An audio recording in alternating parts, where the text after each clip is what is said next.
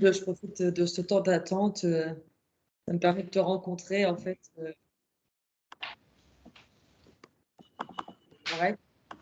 en vrai, en faux, mais par écran interposé.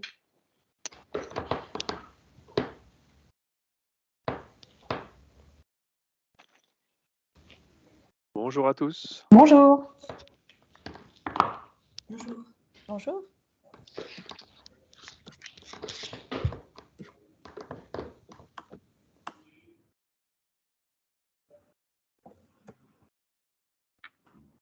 On va démarrer tout doucement parce que du coup, il y a peut-être des gens qui ont des impératifs après et du coup, je préfère qu'on démarre à l'heure. Du coup, bonjour à tous. Donc, pour ceux qui ne me connaissent pas, moi, je suis Agathe Desséry. Je m'occupe de tout ce qui est accompagnement carrière et groupe professionnel donc pour le réseau Junia, le réseau des diplômés Junia Alumni. Voilà, et puis du coup, ce webinaire, on en organise pas régulièrement, mais occasionnellement avec Anne-Lise sur un axe qu'on appellerait bien-être, en fait, dans l'offre globale accompagnement carrière. Voilà, donc Anne-Lise est aussi diplômée donc, du réseau des diplômés. Elle a fait HEI. Elle va vous expliquer tout ça dans quelques minutes. Je pourrais malheureusement pas rester à tout le webinaire. Je voulais juste vous signaler qu'il était enregistré. Enfin, bon, il y a toujours des personnes qui ne peuvent pas se connecter finalement. Donc, on prévoit toujours un enregistrement de celui-ci. On vous l'enverra d'ailleurs. Vous pourrez le regarder de nouveau si vous le souhaitez. Et puis, si vous en êtes d'accord, Anne-Lise, elle se propose de prendre votre adresse mail pour vous envoyer du contenu à l'issue du webinaire. Voilà. Il me reste à vous souhaiter une bonne séance, bien zen, pas stressé. Et puis voilà, puis plaisir de vous voir sur un prochain événement. Voilà, c'est fini pour moi. Merci. Merci Agathe. Merci. Bonjour à tous et bienvenue à ce webinaire. Alors, je vais vous inviter, si c'est OK pour vous, à éteindre vos micros. Je vais faire en fait l'intervention, ça va durer, je dirais, environ 40 minutes. Et je vous invite ensuite à noter vos questions. Et puis, il y aura un petit temps d'échange à l'issue si vous avez la possibilité de rester, si vous avez des questions. De toute façon, je serai aussi disponible par mail si besoin. Voilà. Mais je vous propose de me laisser dérouler le message et puis de bien noter vos questions. Vous pouvez aussi les noter dans le chat si vous le souhaitez. Alors, c'est parti. J'espère que vous êtes en forme et que vous allez être attentifs. Alors, pardon de cette petite manip. Il faut que je puisse voir l'ensemble et que je puisse passer mes slides. Voilà, peut-être juste faites-moi un petit signe de tête pour les personnes que je vois à la caméra, juste pour me dire si vous êtes bien sur le sommaire, si vous voyez bien le sommaire. Ok, nickel, merci. Donc voilà le programme de ce webinaire. Je vais vous expliquer en 2 mots, alors je vais déjà commencer par me présenter et vous expliquer en 2 mots ce qu'est la naturopathie parce que donc moi je suis naturopathe et quel est l'intérêt de la naturopathie dans cette approche, dans cette gestion du stress. On va après faire une petite partie théorique sur la définition du stress. Je pense que c'est important que vous compreniez bien quels sont les mécanismes du stress pour pouvoir ensuite les prévenir et éventuellement les gérer si toutefois il survient. Donc très rapidement, donc je suis, comme Agathe le disait, ingénieure HEI de 98 en génie chimique. Donc j'ai d'abord travaillé dans l'industrie, dans l'assurance qualité et la logistique, et après dans le conseil en environnement. Et je suis installée depuis 5 ans en cabinet. Donc je suis indépendante et donc je pratique du conseil en naturopathie et en nutrition. C'est vraiment la nutrition, mon cœur de fil, et puis vous allez le comprendre dans ce webinaire. Mais je travaille aussi avec les plantes, les huiles essentielles. Je ne pratique pas de technique manuelle. Voilà, vraiment en 2 mots. Donc je suis basée dans l'est de la France, près de Strasbourg, et je pratique aussi les consultations en visio. Moi, en fait, ma marque de fabrique, c'est le sport et particulièrement les sports d'endurance, puisque je suis venue à la naturopathie d'abord pour ma pratique personnelle, pour améliorer mes sensations, limiter les blessures dans ma pratique sportive. Hein. Donc, vous voyez que je fais des courses en montagne sur du long, et c'est pour ça que j'ai vraiment trouvé un intérêt dans l'approche naturopathique pour ma pratique sportive. Voilà, alors ça j'en ai déjà parlé. Franchement, je vais passer très rapidement hein, donc de ce que je propose. Donc, comme dit, du conseil, des webinaires, comme vous pouvez le voir, ou des conférences. Je rédige aussi des articles de presse. Alors, je fais aussi des interventions en entreprise. Ça peut éventuellement vous intéresser si vous n'êtes pas trop loin. Et puis, donc, je propose des ateliers d'initiation aux huiles essentielles également. Alors, on avait même fait un webinaire sur le sujet. Si vous n'avez pas eu l'occasion de le voir, je crois qu'il est en ligne sur la page YouTube de Julia. Voilà, c'était vraiment en 2 mots parce que je rentrais vraiment dans le vif du sujet. Donc, pour vous expliquer ce en quoi consiste la naturopathie. Donc, c'est une approche très globale de la personne qui vise à prendre en compte l'individu dans sa globalité. On ne va pas s'attacher juste à un symptôme, mais on va vraiment prendre en compte la personne dans sa globalité. On va travailler avec une notion de terrain. Si vous avez l'habitude de l'homéopathie, vous savez qu'en homéopathie, on travaille aussi avec le terrain, donc c'est exactement le même principe. Le terrain, c'est simplement des prédispositions à développer un certain type de pathologie. Donc typiquement, je pense que vous avez déjà observé qu'on n'est pas tous égaux face au stress. C'est que simplement, on a chacune des terrains plus spécifiques à développer une fragilité face au stress comparé à d'autres. Troisième élément qui est important en naturopathie, c'est la visée préventive. Donc, en théorie et dans l'idéal, on aimerait bien que les personnes viennent nous voir juste pour vérifier que tout va bien et pas parce qu'ils ont un problème. Mais malheureusement, dans la plupart des cas, c'est parce qu'on a un problème qu'on va voir un naturopathe. Mais disons que retenez l'esprit, hein, c'est que c'est vraiment de la prévention. Donc, on essaye de prendre de la hauteur par rapport à ce qui nous arrive et pas juste être en pompier et à essayer d'éteindre le feu. Donc pour ça, on s'appuie sur 3 piliers principaux. Le premier, c'est une alimentation saine et vivante. Bon, je pense que vous comprenez assez bien ce que ça veut dire, sain et vivant. Hein. C'est une alimentation qui sera la moins transformée possible. Alors pourquoi est-ce que ça va nous intéresser dans cette thématique? Vous allez voir qu'on va beaucoup parler de neurotransmetteurs, hein, qui sont des éléments sécrétés naturellement par le corps, mais qui ont besoin de nutriments particuliers pour être correctement sécrétés. Et donc forcément, on va les chercher dans l'alimentation. Deuxième pilier important en naturopathie, c'est la gestion du stress et des émotions. Bon, là, il y a un lien assez évident avec la gestion du stress et du sommeil. Et le troisième pilier, c'est l'activité physique, la respiration. Là, pareil, assez évident, le lien est assez évident avec la gestion du stress. Et j'en dis pas plus puisque je vais rentrer dans le détail après.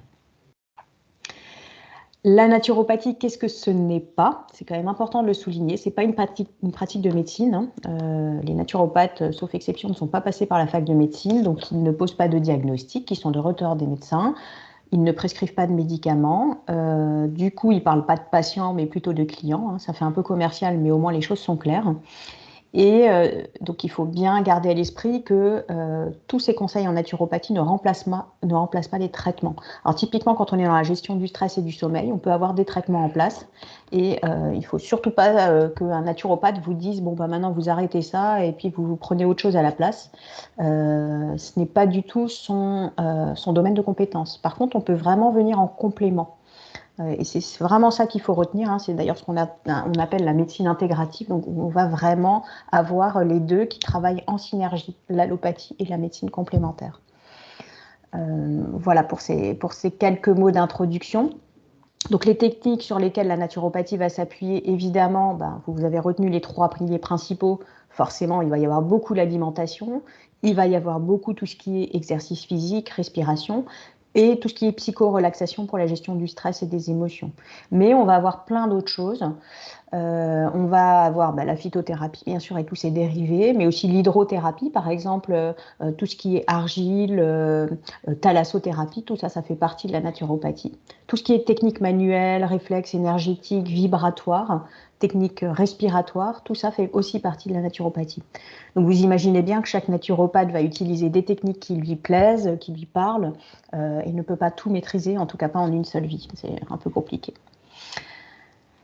Donc pour consulter, évidemment, il y a autant de raisons que de possibilités de consulter un naturopathe. Ça peut être justement dans l'optique de mieux dormir, de mieux gérer son stress, mais ça peut être aussi des problèmes de perte de poids qui sont persistantes, enfin en tout cas des problèmes de poids qui sont persistants, des problèmes de digestion, des problèmes de peau, hormonaux, ORL, des problèmes métaboliques, des problèmes aussi locomoteurs, des problèmes de blessures, de douleurs. Enfin voilà, c'est relativement vaste. Ou tout simplement pour rester en forme, c'est aussi un bon motif de consultation. Donc, comment se passe la consultation? On fait des petits devoirs en préalable, c'est-à-dire que je demande, moi, à titre perso, un suivi alimentaire. Ça permet de voir déjà, en fonction de l'alimentation que la personne a, quelles sont peut-être les corrections à apporter.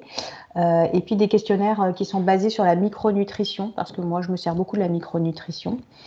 L'entretien initial, il dure environ 1h30 parce qu'il y a quand même pas mal de choses à discuter, au moins la première fois, toutes les habitudes, comment fonctionnent les différents organes. C'est quand même important de faire un bel état des lieux. Et donc à l'issue, on donne des conseils alimentaires, des conseils d'hygiène de vie, éventuellement des compléments à base de plantes, d'huiles essentielles ou de micronutriments, mais c'est pas obligatoire. Ça peut être juste des corrections au niveau de l'hygiène de vie. Voilà, donc je suis allée vraiment rapidement sur cette présentation puisque je voudrais qu'on passe maintenant le reste du temps qui nous est dédié à cette gestion du stress. Donc on va d'abord passer sur une partie théorique, comme je vous l'ai dit, pour que vous compreniez bien comment ça fonctionne. Première petite présentation, je voudrais vous parler du système nerveux autonome. Donc, comme son nom l'indique, il va fonctionner sans qu'on s'en rende compte. Il est tout à fait autonome et on n'a rien à faire. Il est composé de 2 branches qui sont le système nerveux sympathique et le système nerveux parasympathique. Alors, je vais rentrer dans le détail, mais il faut que vous sachiez qu'ils sont complémentaires. Alors, ils sont à la fois antagonistes, mais aussi complémentaires. Ils sont indispensables. Il faut que les deux fonctionnent vraiment de concert. Ces 2 systèmes nerveux, ils sont commandés par ce que l'on appelle des neuromédiateurs ou neurotransmetteurs. Alors, je vous ai dressé ici les principaux que vous connaissez pour certains d'entre eux, donc la dopamine, la noradrénaline, l'adrénaline, l'acétylcholine, la sérotonine et le GABA. Ce sont principalement ces neuromédiateurs qui sont impliqués dans les mécanismes de gestion du stress et également du sommeil. Ce système nerveux autonome, il commande tout ce qui est tissu musculaire lisse, tissu musculaire cardiaque également, et tout le fonctionnement glandulaire. Donc c'est d'ailleurs pour cette raison que notre cœur bat sans qu'on ait rien à faire et sans qu'on ait à le commander. Mais donc là où le système nerveux sympathique ou le parasympathique intervient, c'est que on a nous une action volontaire sur le rythme, la fréquence cardiaque, par notre action à nous de relaxation ou au contraire de peur ou de stimulation. Alors, je vais rentrer dans le détail et vous allez mieux comprendre. Ce système nerveux autonome, il gère également le fonctionnement autonome des organes. Et alors, j'ai un dessin qui illustre très bien tout ça juste après. Donc, il est en lien aussi avec le système hormonal. Voilà ce qu'il y a à retenir sur ce système nerveux autonome qui vous montre à quel point il est important d'avoir cette vision globale et de bien comprendre qu'il y a certaines choses sur lesquelles on n'a pas d'action. Donc, il est très important de se focaliser sur là où on a, nous, un potentiel d'action. Alors, schématiquement parlant, voici le système nerveux sympathique à gauche et le parasympathique à droite. Donc, vous voyez que chacun de ces 2 systèmes nerveux a une action sur le fonctionnement des organes. On va prendre un premier exemple. Pour le système nerveux sympathique, il va avoir une action sur la dilatation des pupilles, donc c'est vraiment le premier schéma neuronal en haut. alors que le système nerveux parasympathique va avoir une action sur la contraction des pupilles. Donc, vous allez comprendre tout de suite à quoi sert le système nerveux sympathique et à quoi sert le système nerveux parasympathique. Le système nerveux sympathique, lui, historiquement parlant ou ancestralement parlant, il sert, c'est un réflexe qui va nous permettre soit de combattre, soit de fuir. Donc c'était à l'origine quand on croisait un dinosaure, soit on se disait allez hop, je le combats, soit au secours, il me fait peur celui-là, je m'en vais. Et donc, c'est ce réflexe-là qui reste dans l'action du système nerveux sympathique. Au contraire, le système nerveux parasympathique, lui, va servir plutôt au repos et à la digestion. C'est pour ça que, par exemple, quand vous êtes particulièrement stressé, vous digérez mal, parce que le système nerveux sympathique prend le dessus sur le système nerveux parasympathique, et donc il va inhiber la digestion, comme on peut le voir sur ce schéma. D'où l'importance, par exemple, de manger dans une situation qui n'est pas stressante. Alors, donc si on rentre dans le détail, le système nerveux sympathique, il prépare le combat ou la fuite. Donc les maîtres mots, c'est l'action, le mouvement, le stress. Donc du coup, forcément, quand on est sous stress, c'est surtout le sympathique qui va rentrer en jeu. Et quels sont les neurotransmetteurs qui sont impliqués ici? Ce sera la dopamine. On a bien à l'esprit la dopamine qui est plutôt le moteur, le starter et qui va permettre de démarrer et de rentrer dans l'action. Et le deuxième, c'est la noradrénaline, qu'on va détailler un petit peu après. Le parasympathique, cette fois-ci, celui qui va favoriser le repos, la réparation, il est sous l'action de la sérotonine et du GABA. Alors la sérotonine, vous en avez peut-être déjà entendu parler parce qu'il y a certains médicaments antidépresseurs qui sont basés sur ce neurotransmetteur. Ça s'appelle des IRS, les inhibiteurs de recapture de la sérotonine. Pourquoi? Parce que la sérotonine est un neurotransmetteur très calmant, apaisant. Donc il est souvent impliqué dans les mécanismes de déprime ou de dépression. Donc si on cherche un effet anti-stress, on va soit activer le parasympathique, c'est-à-dire qu'on va mettre en œuvre des mécanismes parasympathico-mimétiques qui vont mimer l'action du parasympathique, soit on va chercher à diminuer ou annihiler l'action du système nerveux sympathique, donc sympathico-lytique. On va chercher à le supprimer. Alors, dans les neurotransmetteurs, je voudrais juste vous les présenter parce que là aussi, c'est important pour bien comprendre la suite. Donc, ce sont des molécules de connexion neuronale. Ils vont permettre de bien transmettre l'influx nerveux et éventuellement de le moduler si nécessaire. Donc, ces neurotransmetteurs, on a deux grandes familles. La première, c'est les catécholamines. Ce sont en fait les neurotransmetteurs du système nerveux sympathique, toujours celui qui va gérer le stress. Alors ici, on en a trois. L'adrénaline, qui va mettre en tension le système nerveux sympathique. Donc l'adrénaline va servir à s'adapter immédiatement. Typiquement, l'adrénaline, on dit toujours, j'ai une poussée d'adrénaline, par exemple, j'ai failli avoir un accident, boum, j'ai eu une poussée d'adrénaline. Ça, c'est vraiment le réflexe immédiat. La noradrénaline, c'est le précurseur de l'adrénaline et donc elle va générer une très forte agitation motrice si elle est sécrétée en excès.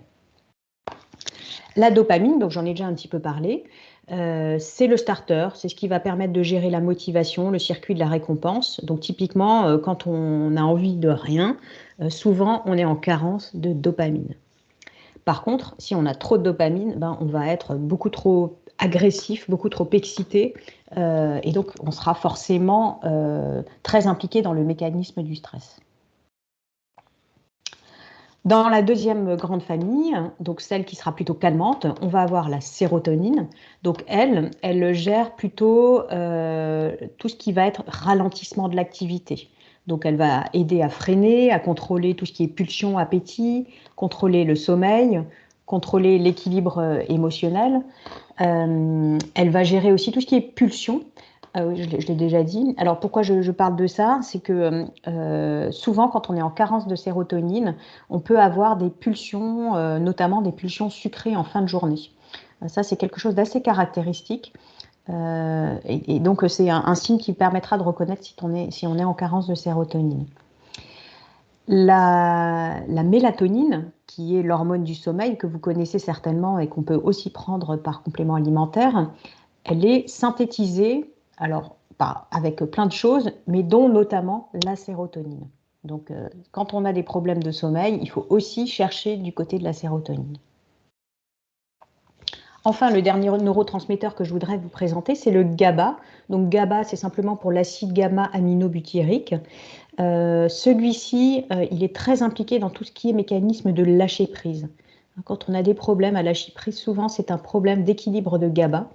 Et donc, il aide à se relaxer, on va dire, garder le contrôle tout en lâchant prise, à détendre. C'est vraiment celui-ci qui sera impliqué, et notamment pour freiner l'action de tous les autres, notamment ceux qui sont excitants. Si on est en carence de GABA, alors typiquement, on va avoir des problèmes d'endormissement et des problèmes d'anxiété. Donc là, je vous ai parlé du système nerveux central, du système nerveux autonome, des neurotransmetteurs qui sont impliqués. Et maintenant, je voudrais définir vraiment au sens propre du terme le stress. Parce que ce terme de stress, il est très récent. Il date de la fin des années 70.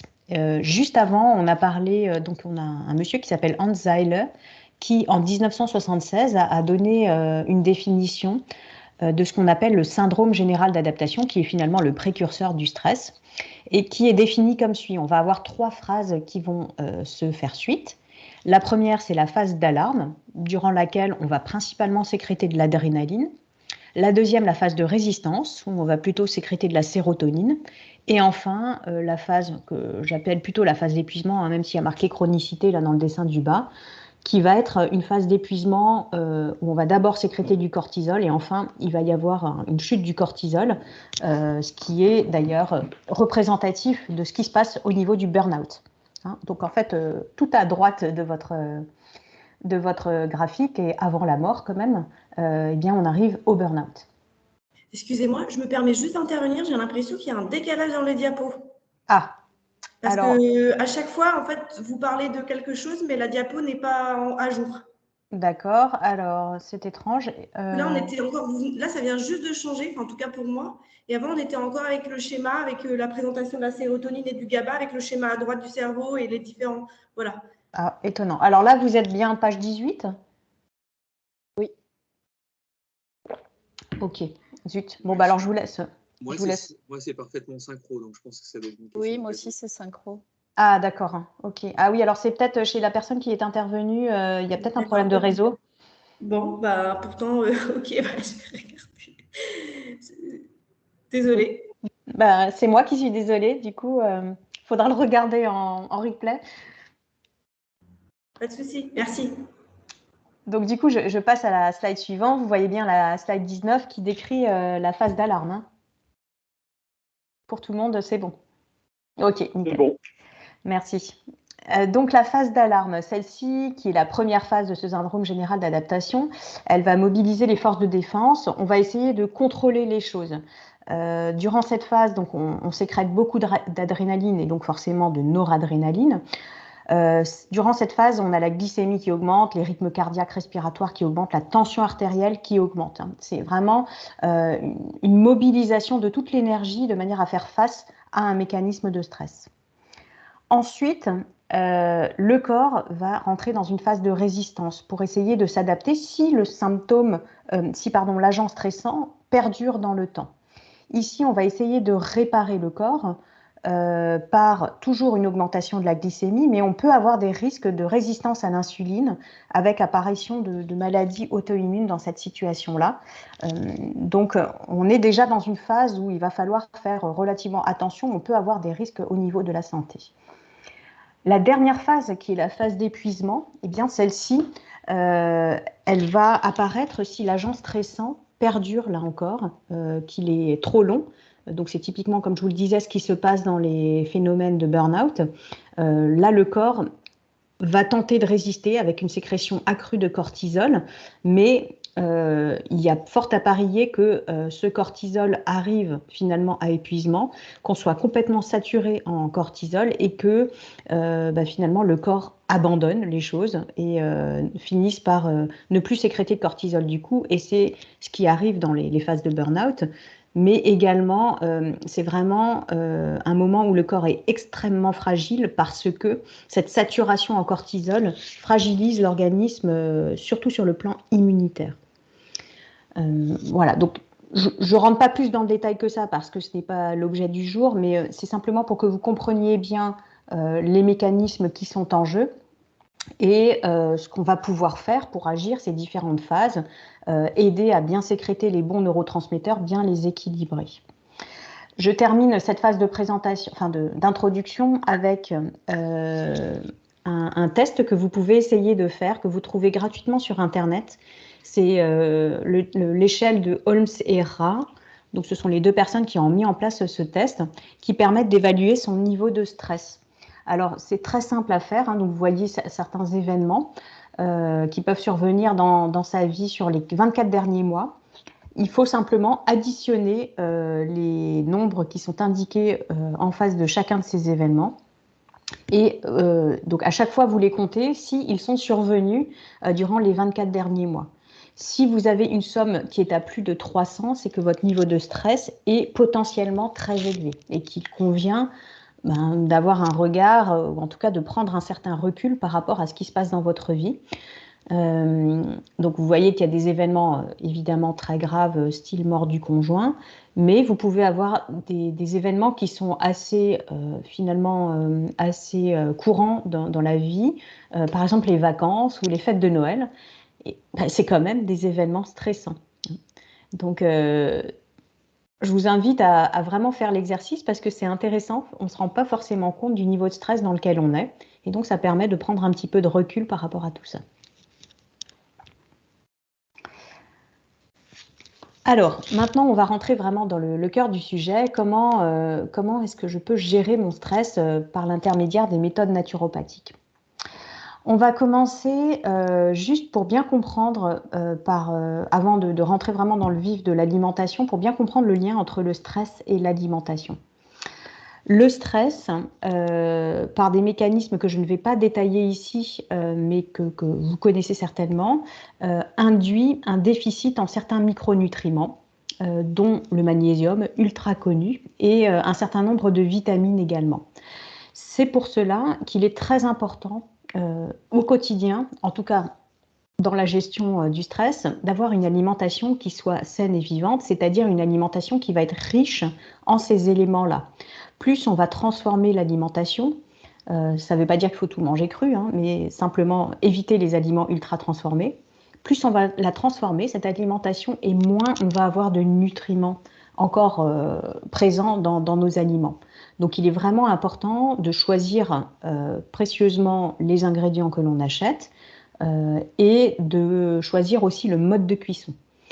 Donc avoir une alimentation relativement simple, assez variée et basée sur des produits frais, voilà, ça suffit. Hein. Il ne s'agit pas de faire de la grande cuisine, mais tout simplement choisir des aliments frais le plus possible et les transformer soi-même, les cuisiner soi-même. Donc éviter l'alimentation ultra transformée. Ça, c'est le premier élément vraiment important. Parce que finalement, manger une alimentation ultra transformée et se bourrer de compléments alimentaires, je ne suis pas sûre que ce soit vraiment ce qu'il y a de plus physiologique. Autant plutôt partir sur une alimentation qui vous apporte un maximum de choses. Deuxième élément important à comprendre, c'est l'équilibre acido-basique dans le corps, parce que quand on est en acidose, on a tendance à se déminéraliser. Donc là aussi, à perdre des nutriments précieux qui vont permettre de bien sécréter les neurotransmetteurs. Qu'est-ce que cet équilibre acido-basique ? C'est quelque chose qui se régule très naturellement dans notre corps, c'est-à-dire que tout au long de la journée, on va s'acidifier.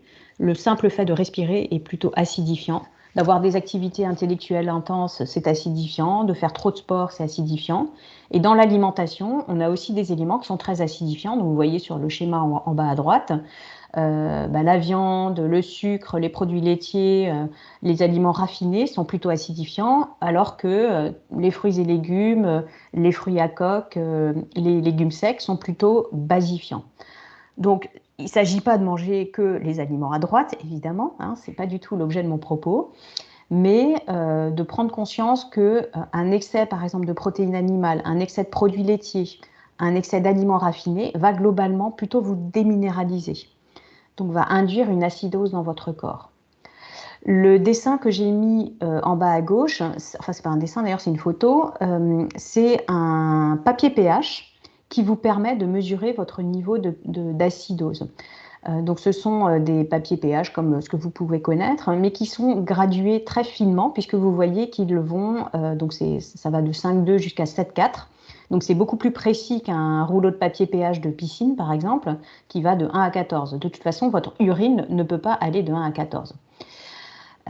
Donc ça permet de mesurer l'acidose métabolique, c'est-à-dire que vous prenez une bandelette, vous urinez dessus quelques secondes et vous voyez quelle est la couleur qui apparaît. Si vous êtes dans le jaune ou dans le vert, c'est pas bon, alors que si vous êtes plutôt dans le bleu, eh bien là, c'est plutôt bon. Donc je vous invite à faire cet exercice. Le papier pH, ça se trouve assez facilement, notamment dans les magasins bio. Alors jamais sur la première urine du matin, qui est toujours acide, puisque en fait le corps refait un équilibre au niveau de votre urine la nuit.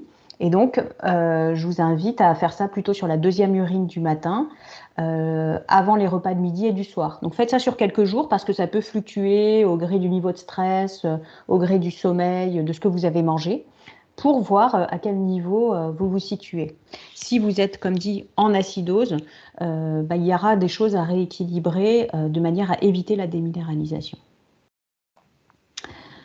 Alors, donc simplement pour illustrer ce que je viens de dire par rapport aux aliments acidifiants, donc on va éviter les aliments là qui sont listés, donc tout ce qui est raffiné, blanc, trop sucré, trop salé, toutes les viandes, surtout les viandes rouges, la charcuterie, les aliments transformés.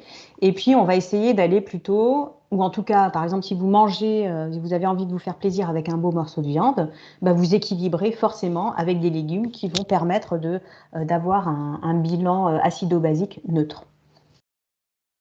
Voilà, donc je voulais juste prendre connaissance de ces aliments qui sont plutôt à favoriser et ceux qui sont plutôt à éviter, ou en tout cas ce qui vous permettra de faire les bonnes associations pour bien équilibrer votre assiette en ce qui concerne l'équilibre acido-basique. Donc l'assiette, d'une manière générale, midi comme soir, elle est composée, alors bon là, évidemment pas de tout ça, c'est simplement pour vous montrer les grandes familles qui doivent figurer dans votre assiette. Normalement, la moitié de l'assiette est composée surtout de légumes et un petit peu de fruits. L'autre moitié va se partager entre les protéines et les féculents. Donc les protéines, c'est ce qu'il y a en haut à droite. Donc protéines, on pense tout de suite protéines animales, mais il n'y a pas que les protéines animales, donc viande, poisson, œufs. Il y a aussi tout ce qui est protéines végétales, les produits à base de soja, les produits à base de légumes secs, les noix, les graines.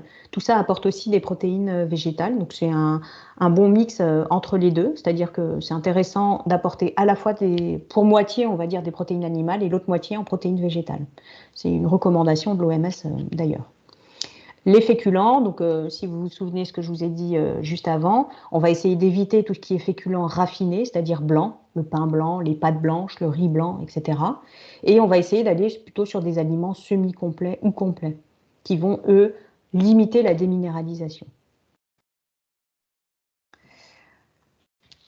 Je voudrais également vous faire une petite introduction en chrononutrition. Alors pourquoi est-ce important cette chrononutrition? Elle va beaucoup servir, être impliquée dans la bonne sécrétion des neurotransmetteurs. Vous vous souvenez, mes fameux dopamine, noradrénaline, adrénaline, sérotonine, GABA, ceux qui sont vraiment impliqués dans la gestion du stress. Pourquoi? Parce que si on ne mange pas les bons aliments, les bons nutriments au bon moment, on va difficilement sécréter les bons neurotransmetteurs au bon moment. Je m'explique. La sérotonine, par exemple, elle est sécrétée plutôt en fin de journée et elle va intervenir dans le mécanisme de sécrétion de la mélatonine. Si on ne mange pas les bons aliments qui vont permettre de sécréter correctement de la sérotonine, c'est tout ce système-là qui va être perturbé. On va mal dormir, on va avoir des compulsions alimentaires, des envies de sucrer, etc. Donc, dans ce schéma, ce qu'il faut que vous reteniez, c'est deux choses. C'est que il y a deux acides aminés qui sont la tyrosine et le tryptophane, qui sont des précurseurs à la fois de la dopamine et de la sérotonine. Donc, ces deux acides aminés, ils sont présents dans les produits animaux. Alors, pourquoi est-ce que je vous explique ça? C'est que la dopamine, elle est sécrétée plutôt le matin. Il est important, vous savez, la dopamine, c'est ce qui permet d'avoir l'effet starter, entre autres. Et donc, si on ne sécrète pas cette dopamine le matin, on va avoir des problèmes d'équilibre au niveau de l'humeur et de la gestion du stress. Cette dopamine, elle est donc sécrétée à partir d'un acide aminé qui est la tyrosine. Les acides aminés sont présents dans les protéines. Voilà où je veux en venir, c'est que si on n'a pas de protéines le matin, on va difficilement sécréter de la dopamine. Ce sera beaucoup plus compliqué. Idem pour l'après-midi. Le tryptophane, c'est un acide aminé qui est précurseur de la sérotonine. Donc, si on ne consomme pas d'acide aminé le midi ou dans l'après-midi, on va difficilement sécréter ce tryptophane et donc la sérotonine. D'où l'importance de consommer des protéines en quantité suffisante et notamment le matin, ce qui est plutôt à 180 degrés du petit-déj classique du français, où on mange la baguette, beurre, confiture, il n'y a pas des masses de protéines là-dedans. Donc là, pour le coup, nos voisins anglais, par exemple, ils ont tout juste en consommant des œufs, du bacon, pourquoi pas, du jambon, du fromage le matin. Ça se fait aussi beaucoup chez les germaniques. Donc peut-être penser à ça. Idem, on va avoir un intérêt à consommer des fruits à coque, par exemple, dans l'après-midi ou un yaourt qui permettra de bien sécréter les neurotransmetteurs de fin de journée. Des petites choses à retenir aussi sur cette slide, c'est que non seulement il faut qu'on mange des protéines le matin et dans l'après-midi, mais en plus, vous voyez qu'il y a des minéraux qui sont impliqués dans les bonnes sécrétions de nos neurotransmetteurs. Ici, donc, on a le fer qui est indispensable pour bien sécréter la dopamine et la sérotonine, mais aussi du magnésium qui sera nécessaire. Donc, alors, évidemment, vous allez me dire, bon, ok, je fais quoi? Ce qu'il faut que vous compreniez, c'est qu'il est important d'avoir une assiette qui soit variée et équilibrée. C'est surtout ça. Et la moins dénaturée possible. D'accord? Alors, je rentre quand même un petit peu dans le détail. Cette chrononutrition, donc, elle va se baser sur un petit déjeuner qui sera plutôt protéiné et lipidique. Alors, ce n'est pas n'importe quel lipide, pas n'importe quel corps gras et pas n'importe quelle protéine. Typiquement, si vous avez l'occasion de manger des œufs de temps en temps, ça c'est très bien. Si vous pouvez manger des fruits à coque le matin, si vous pouvez manger occasionnellement du jambon et puis un peu plus souvent du fromage, ce sera très bien. Pourquoi pas des avocats aussi de temps en temps, des graines. Voilà, tout ça, ça marche bien le matin. Et bien entendu, on peut garder du pain, mais un pain qui sera plutôt complet. Le midi, donc on va consommer, du coup, vous vous souvenez, beaucoup de légumes, une protéine. Donc là, du coup, on va garder plutôt une protéine animale le midi. Ça peut être de la viande, du poisson, des œufs, des fruits de mer, des crustacés. Des laitages, c'est possible aussi. Et éventuellement des féculents, mais ce n'est pas indispensable. Donc ça veut dire typiquement aller un peu de poisson avec des légumes, une poêlée de légumes et puis du riz complet. Voilà, ça c'est une très bonne assiette du midi. Ensuite, en chrononutrition, on conseille de consommer un goûter, comme les enfants, avec un produit sucré, alors que le sucre, finalement, le reste de la journée n'est pas vraiment nécessaire, y compris les fruits d'ailleurs. Donc le sucre, c'est vraiment l'après-midi le bon moment pour en consommer parce que ça va permettre, pour faire court, de vraiment envoyer les acides aminés au bon endroit. Parce qu'en fait, la sécrétion de sérotonine implique la consommation de sucre. Donc si on n'apporte pas de sucre, il y a un risque de compétition avec d'autres réactions chimiques qui se passent dans le corps à ce moment-là. Et donc finalement, les nutriments qu'on apporte risquent d'être mal utilisés, en tout cas à mauvais escient par rapport à ce qui nous intéresse. Alors, exemple de petite collation intéressante, du chocolat noir avec des fruits à coque, ou bien un yaourt avec des fruits. Voilà, ça c'est un petit exemple. Et alors l'intérêt aussi, c'est que du coup, on n'a pas trop faim le soir, ou en tout cas, on a moins faim, et on a moins envie de se jeter sur le premier truc qui arrive quand on rentre à la maison. ce qui permet en fait de faire un dîner un petit peu plus léger, ce qui sera beaucoup plus intéressant sur le plan de la chrononutrition. Au niveau du dîner, donc on va essayer de faire quelque chose d'un petit peu plus léger que le midi. Plus léger, ça veut dire surtout moins protéiné, moins de protéines animales. On peut consommer des lentilles, des pois chiches, etc. Mais peut-être éviter la bavette le soir, c'est pas forcément ce qui est le plus indiqué. Voilà, désolée pour les carnivores ou ceux qui ont du mal à manger correctement le midi et qui du coup se rattrapent le soir. Disons qu'en chrononutrition, c'est pas vraiment ce qui est indiqué. Si on rentre dans le détail des quelques micronutriments qui sont vraiment indispensables à la gestion du stress, évidemment, je ne pouvais pas commencer sans parler du magnésium. Celui-ci, franchement, si vous ne le connaissez pas, là, je ne comprends pas. Il est vraiment ultra connu. Alors, il est ultra connu à juste titre parce qu'il est indispensable dans énormément de réactions qui se passent dans le corps. Il est impliqué dans plus de 300 réactions dans le corps. Mais il est surtout très important dans la gestion du stress parce que, vous vous souvenez, je vous ai parlé de déminéralisation quand on est stressé. Là, typiquement, c'est un exemple avec le magnésium. Quand on est soumis à un stress chronique, vous vous souvenez, je vous en ai aussi parlé, on sécrète du cortisol pendant longtemps. Ce cortisol, en fait, si on en a de trop, il encourage la chasse urinaire du magnésium.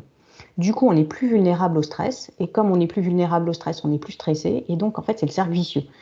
Donc, il faut vraiment arriver à contrecarrer ce cercle vicieux par un apport suffisant en magnésium. Alors, dans l'alimentation, on va le trouver naturellement. Vous voyez, il y a l'illustration qui vous explique, qui vous illustre où on peut trouver du magnésium. Donc, ne serait-ce que dans les fruits et légumes frais, mais voilà, dans les oléagineux, par exemple, c'est une alimentation qui est très riche en magnésium. Certaines eaux, les avocats, les bananes, on va trouver du magnésium. Bien entendu, le chocolat également, mais bon, il faut en consommer beaucoup pour avoir suffisamment de magnésium. Donc, ce n'est pas forcément ce qu'on recherche non plus. Mais bon, un petit peu de chocolat ne fait de mal à personne, on est d'accord. Pour bien assimiler le magnésium, alors il y a un cofacteur qui est très connu, qui est la vitamine B6. Si vous avez déjà pris des compléments alimentaires, notamment en pharmacie de magnésium, il y en a un qui est très connu qui s'appelle le Magné B6. C'est simplement qu'on a allié du magnésium avec de la vitamine B6 pour augmenter l'absorption du magnésium. Il y a un autre cofacteur qui est un petit peu moins connu et qui marche très très bien aussi, c'est la taurine. Donc c'est en fait sous forme de taurinate de magnésium qu'on l'utilise et non pas sous forme de Red Bull. C'est pas prenez votre magné B6 avec du Red Bull, c'est pas comme ça que ça marche. Sachez également qu'il y a beaucoup de sels qui sont mal tolérés ou mal absorbés. Les meilleurs sels que vous pouvez utiliser, sels de magnésium. Vérifiez quand vous prenez un complément alimentaire à base de magnésium. Il faut que ça se finisse en ate et particulièrement les malates, citrates et bisglycinates. Ce sont des formes que l'on appelle chélatées qui permettent vraiment d'optimiser l'absorption du magnésium parce qu'il y en a beaucoup qui sont mal fixés et qui du coup finissent dans les urines. Donc vous achetez un complément alimentaire mais il termine dans les toilettes. C'est dommage. Autre nutriment à surveiller, c'est le fer. Alors, une fois de plus, pour plein de raisons, on a besoin de surveiller le fer, mais on va dire que ici, pour ce qui nous concerne, donc dans la gestion du stress, le fer participe à la synthèse des neurotransmetteurs. Vous vous souvenez, je vous ai montré un schéma avant qui vous expliquait que le fer servait à la synthèse de certains neurotransmetteurs. Donc le fer, on va le trouver dans les produits animaux, ça c'est relativement consensuel, mais on le trouve aussi dans les produits végétaux. Alors, il est quand même moins bien absorbé dans les produits végétaux, donc c'est difficile quand même d'avoir suffisamment d'apport si on est végétarien. Il va vraiment falloir faire de bonnes associations et faire très attention à son alimentation. Vous voyez ici donc quelques exemples d'aliments qui sont très riches en fer.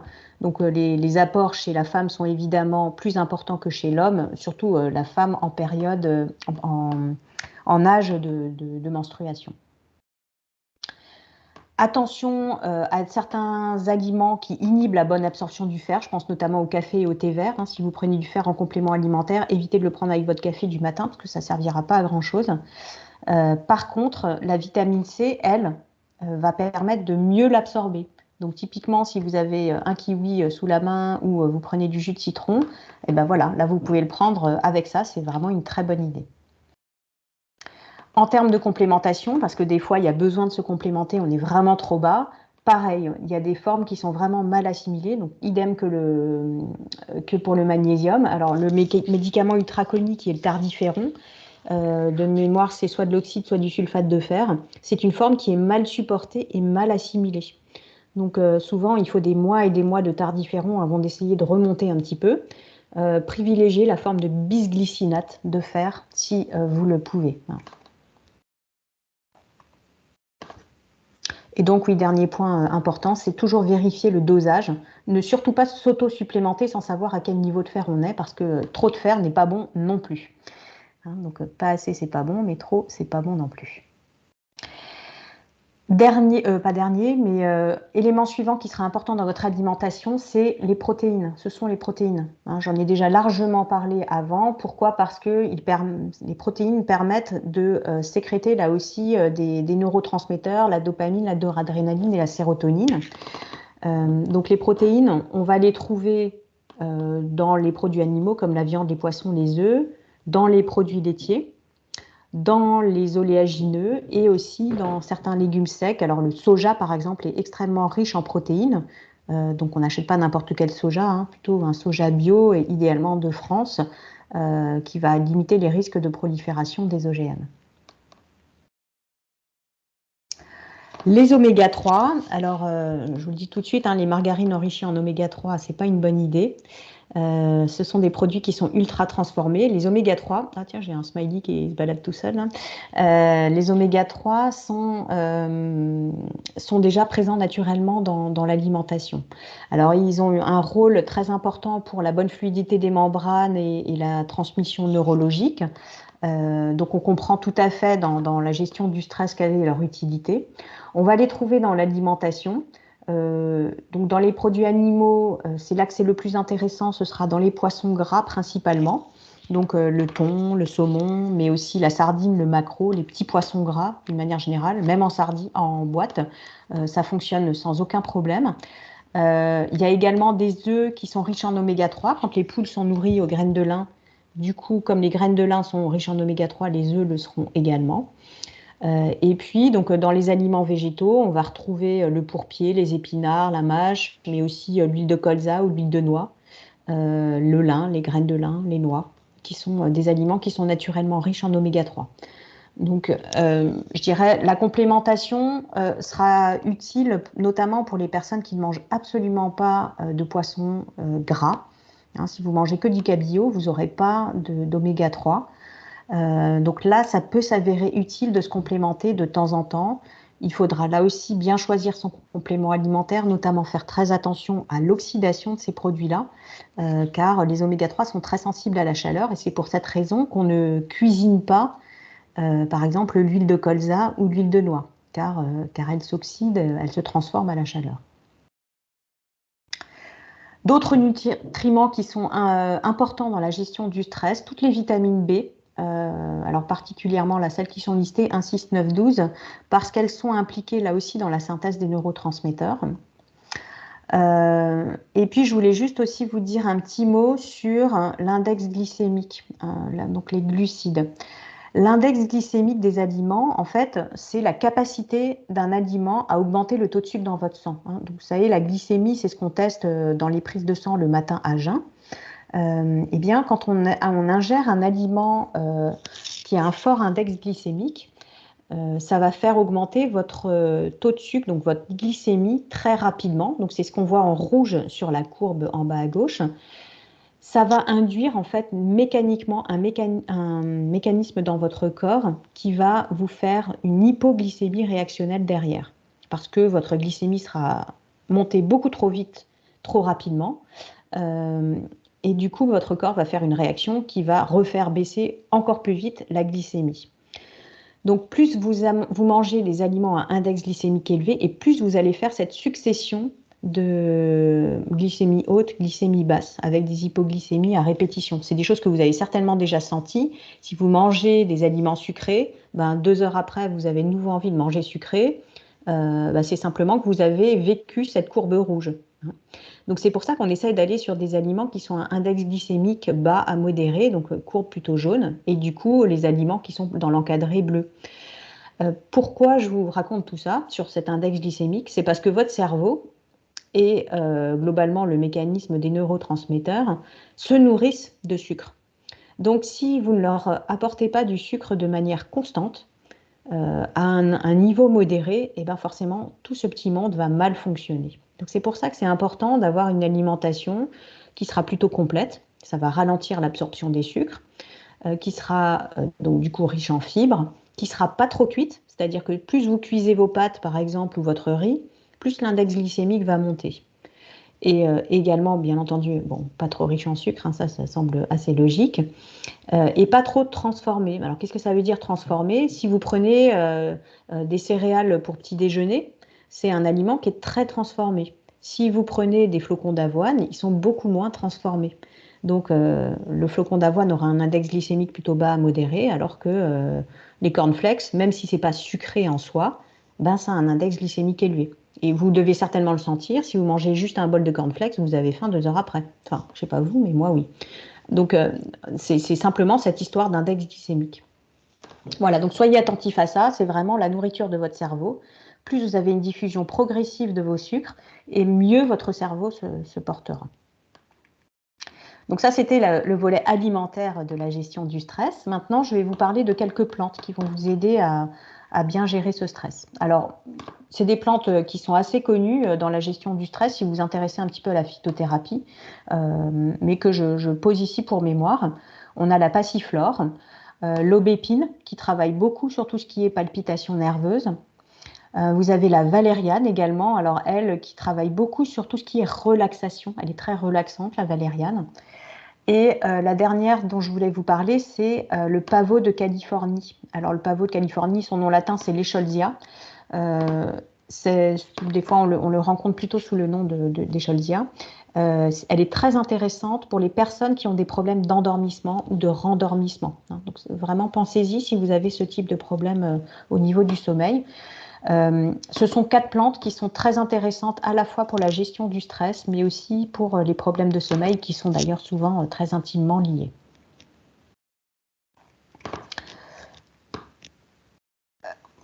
Alors, d'autres plantes intéressantes, le houblon. Alors, ça fait souvent sourire quand je parle de ça, parce qu'on se dit, ah bah tiens, chouette, je vais boire de la bière. Non, c'est du houblon sous forme de complément alimentaire, évidemment. La mélisse, qui marche très bien aussi si on a des somatisations du stress au niveau gastro-intestinal. Si typiquement, quand vous êtes stressé, vous avez mal au ventre, la plante qui vous conviendra bien, ce sera peut-être la mélisse. Le coquelicot est une plante qui convient très bien aux enfants, aux adultes aussi, mais je le signale parce qu'elle marche très bien chez les enfants qui sont très stressés, très nerveux.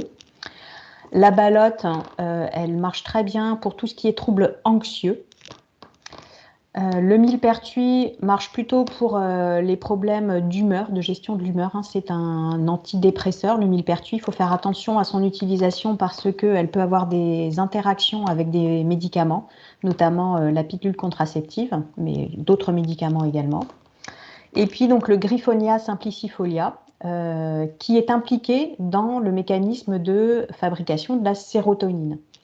Donc ça, c'est une plante qui contient naturellement un précurseur de la sérotonine, le 5-HTP. Voilà, alors je vous donne ces éléments vraiment par culture. Évidemment, il ne faut pas tout prendre. Dans l'idéal, faites-vous conseiller, par exemple, dans un magasin bio, dans un magasin de compléments alimentaires hein, ou par un thérapeute qui est formé à la phytothérapie, tout simplement. Hein. Alors, je vous donne aussi quelques huiles essentielles qui peuvent être intéressantes si vous avez l'habitude d'utiliser des huiles essentielles. Alors, il y en a une qui est très connue, c'est la lavande. Elle est connue à juste titre parce que c'est une huile essentielle très bien tolérée et très calmante. Donc, elle est vraiment très intéressante dans la gestion du stress. La marjolaine, qui, elle, va aussi être impliquée dans les somatisations digestives, hein, comme je vous parlais de la mélisse juste avant. Mais ici, vous pourriez utiliser la marjolaine. La camomille romaine est très impliquée dans les mécanismes anxieux, hein, donc elle sera plutôt anxiolytique. L'ylang-ylang, qui est une huile essentielle très florale, elle est aussi hypotensive, hein, donc surtout ne pas utiliser, ou en tout cas à utiliser avec précaution chez les personnes qui font de l'hypotension. Et puis, donc, toute la famille des agrumes est globalement très calmante. Donc, vous avez la mandarine, le petit grain bigarade, que vous connaissez peut-être, qui a une odeur très agréable et qui est très calmante. Donc toutes ces huiles, vous pouvez les utiliser très simplement en diffusion, si vous avez un diffuseur, mais aussi sur un mouchoir, ou vous pouvez les respirer directement au flacon. Vous pouvez aussi les appliquer sur différentes parties de votre corps, qui vont permettre à la fois de pénétrer par la peau. Donc si vous le mettez à l'intérieur des poignets, par exemple, ça va pénétrer dans la circulation sanguine par la peau, mais vous pourrez aussi l'utiliser en olfaction. Et puis, vous pouvez éventuellement les utiliser par voie orale. Hein. Toutes celles que j'ai indiquées ici, on peut les prendre par voie orale, mais pour ça, il vaut mieux se faire conseiller par quelqu'un qui connaît l'utilisation des huiles essentielles par voie orale. Et puis, je voulais terminer par quelques techniques que vous connaissez peut-être. Alors, d'abord, une technique de respiration, et particulièrement la respiration ventrale. Alors, pour bien faire la différence entre la respiration ventrale et la respiration thoracique, c'est très simple. Quand on respire par le ventre, vous mettez les mains sur votre ventre et vous sentez qu'en fait vos mains bougent à chaque inspire et à chaque expire. Ça, c'est la respiration ventrale. Quand vous respirez par le thorax, qui est la respiration malheureusement que l'on fait le plus souvent, c'est si vous mettez vos mains sur les côtes, eh bien votre cage thoracique va s'ouvrir à l'inspire et va se fermer à l'expire. Donc vos mains vont là aussi s'ouvrir et se fermer au gré de vos respirations. Eh bien, là, ici, il faudra insister surtout sur la respiration ventrale, qui est beaucoup plus calmante et pacifiante que la respiration thoracique. On a vraiment tendance à être plutôt en respiration thoracique, donc haut de l'abdomen, alors que c'est la ventrale qui sera beaucoup plus calmante. Donc, faites l'exercice, par exemple, si vous avez du mal à revenir au calme, ou si vous avez du mal à vous endormir, à pratiquer plutôt une respiration ventrale qu'une respiration thoracique. Et le plus simple pour ça, c'est de mettre les mains sur le ventre et de bien attacher à ce que quand on inspire, les mains avancent et quand on expire, les mains reculent. Donc le ventre va rentrer. Donc ça, c'est une première petite technique. Deuxième technique que vous pouvez mettre en œuvre, vous en avez peut-être déjà entendu parler, c'est la cohérence cardiaque. Donc l'idée de la cohérence cardiaque, c'est d'harmoniser le rythme cardiaque grâce à la respiration. Donc elle est très impliquée dans tout ce qui est pathologie cardiovasculaire, puisqu'elle permet, donc il y a de nombreuses études maintenant qui sont documentées, qui ont montré leur utilité dans la prévention cardiovasculaire, mais elles peuvent aussi être utilisées dans la gestion du stress. Alors, le principe de la cohérence cardiaque, elle est sur la page suivante, hop, je vais tout, voilà. Donc le principe de la cohérence cardiaque, c'est d'inspirer pendant 5 secondes, d'expirer pendant 5 secondes, et de faire ça, idéalement, pendant 5 minutes. C'est-à-dire que vous allez recommencer ce cycle à 30 reprises. Alors, le principe, en fait, c'est que du coup, quand vous pratiquez ça, au bout de 5 minutes, vous voyez que votre fréquence cardiaque, elle va suivre plutôt l'harmonie du bas et pas l'harmonie du haut. Donc, on a vraiment ce que l'on appelle une certaine cohérence au niveau de votre rythme cardiaque.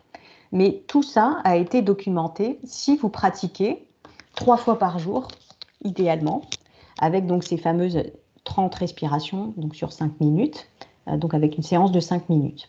Ça, c'est l'idéal.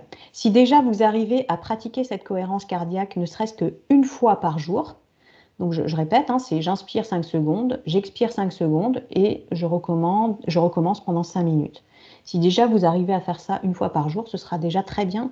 Vous sentirez un bienfait. Ça, c'est vraiment sûr. Alors, pour commencer, ce n'est pas forcément toujours facile de faire ça tout seul. Donc, on peut se faire aider par des applications. Moi, je vous invite à télécharger l'application Respirelax, qui est une application gratuite. Elle est très, très simple. En fait, vous voyez une goutte qui monte et qui descend avec une musique très agréable qui permet en fait de ne pas avoir à compter 1, 2, 3, 4, 5, donc de compter les 5 secondes où il faut faire l'inspire et les 5 secondes où il faut faire l'expire. Et c'est très facile à mettre en place et puis c'est relativement apaisant. Après, voilà, là je vous ai mis des exemples d'applications, mais si vous allez sur YouTube et que vous tapez cohérence cardiaque, vous allez avoir des milliers de vidéos qui seront tout aussi agréables à regarder et qui vous permettront de pratiquer vos 5 minutes de cohérence cardiaque. Dernier petit truc intéressant, c'est le body scan. que j'appelle aussi méditation ou body scan. Ça veut dire en gros que je vais faire le tour de mon corps mentalement. C'est-à-dire que, par exemple, je vais commencer par les orteils et je vais essayer de passer dans chacun de mes orteils et de les détendre.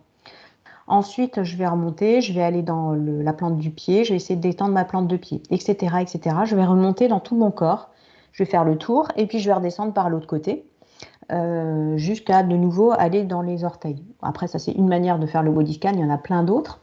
Quel est l'intérêt de ce body scan? C'est finalement mentalement de détendre son corps et aussi de calmer le mental. C'est-à-dire que quand on est concentré à détendre des parties de son corps, ben naturellement, le mental est calmé aussi, apaisé, on n'a pas les pensées parasites. Alors, elles peuvent venir, mais en tout cas, on revient vers cette idée de détendre les différentes parties de son corps.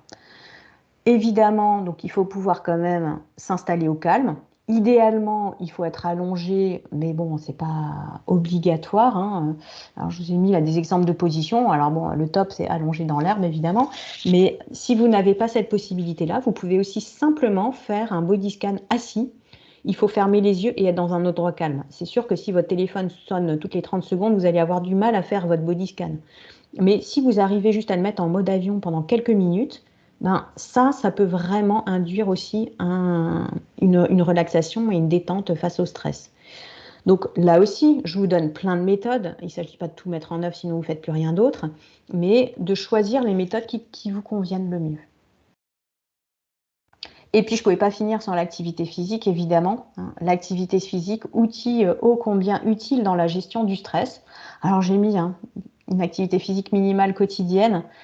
Évidemment, si on se base que sur le ménage, on va pas forcément arriver à bien gérer son stress.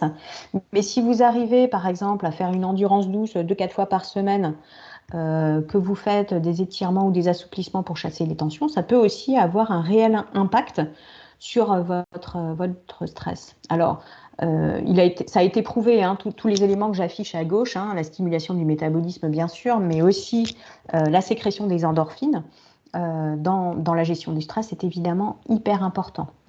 Donc vous voyez qu'une activité physique régulière à droite donc ça ce sont des résultats d'études qui ont été documentés, permettent un endormissement plus rapide, permettent d'augmenter la vigilance, la concentration, la mémoire et permettent de mieux gérer globalement le stress.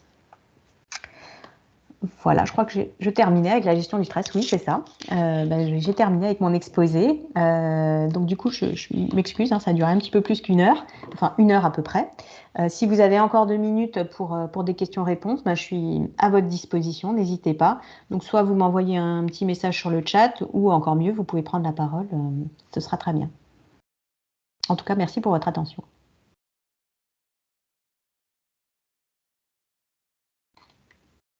Merci Elise. Pas de questions? Je vous ai assommé là avec toutes les infos.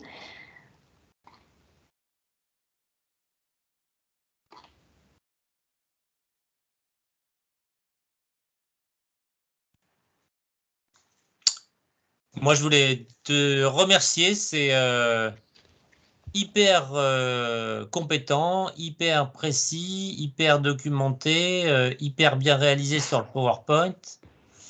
Voilà, je connais un petit peu le sujet, mais certainement pas autant que toi. Vraiment, j'ai appris beaucoup de choses. Et puis, si tu veux bien, je t'appellerai, on échangera un petit peu, je te raconterai mon parcours. Volontiers. En tout cas, moi, j'ai pas, suite à des soucis de santé, je n'ai pas eu le courage de faire ce que tu as fait. Et je te remercie beaucoup pour ta générosité. Avec grand plaisir. Écoute, merci beaucoup pour ce retour. Alors, je vois juste que Julie m'a posé une question concernant la micronutrition. Oui, c'est vrai que je suis passée vite là-dessus sans donner la définition. Donc, la micronutrition, c'est en fait tout ce qui concerne les micronutriments. Donc, jusque-là, je ne réponds pas à la question.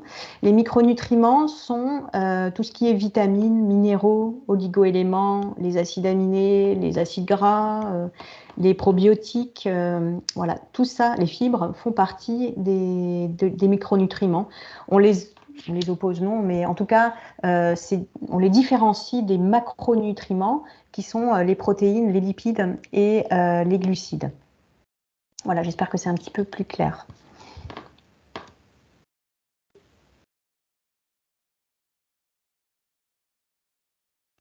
Super. Est-ce qu'il y a d'autres questions?